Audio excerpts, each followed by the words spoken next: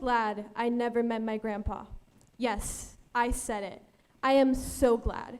I never met him because my dad cut all contact with him before I was even born. But my whole life, relatives have told me that I'm the exact replica of him. Of course, you might be thinking, oh, I also never met my grandfather. Or, I get told I look like family members all the time. It's no big deal. All those arguments are valid, but my problem is that I don't look like anyone in my family. These are my parents. If you look closely, we're alike. Or if you've known me for a while, you'll see the resemblance. At least I hope you will.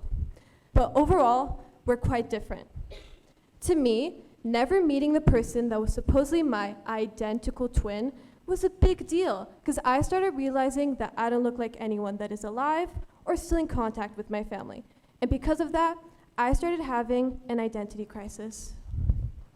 I want you to picture that it's non-uniform day at school, and you're so thrilled because you can finally express yourself freely. As you walk into school, you see people in uniform. You start to panic. Your mind is racing. You start asking yourself stuff like, was it actually non-uniform day today? Was it actually today? Was I supposed to wear the uniform? You start to panic. You start doubting your every move, feeling dumb for ever thinking today was non-uniform day. During all this chaos, you spot someone also out of uniform. And for just a minute, your mind is at ease, because you're in the same situation as them. Being so doubtful of yourself, or needing to seek comfort in others just to feel okay, is exactly what an identity crisis feels like. A long period of deep self-questioning or confusion of oneself's concept, personal values, life goals, and even personality. I try to find myself in other people. I found myself befriending different types of people just so I can start acting like them and even dressing like them, just so I could feel the comfort of knowing who I was. But that wasn't me. I could have pretended as much as I wanted, but that wasn't me. How could it be me? I couldn't look myself in the mirror properly. I was still in that deep self-questioning stage. Who am I? Is this the way I'm supposed to act? Is this the way I'm supposed to dress? Who am I?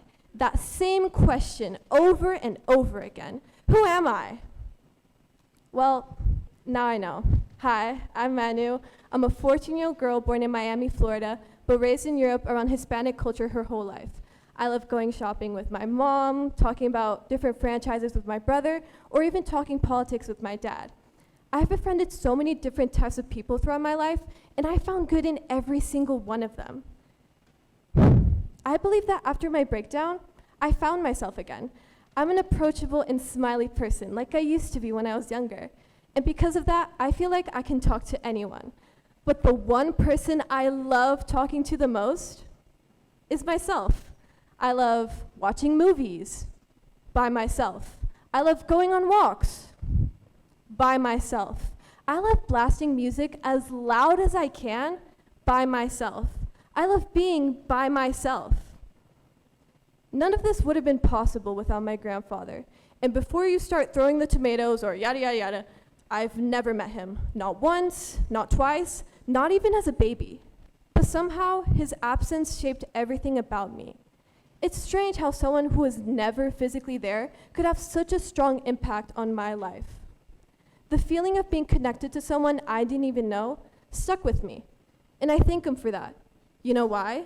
Because it pushed me into that identity crisis, made me question who I truly was, which led me to try to becoming different versions of myself or seek comfort in others just to feel okay.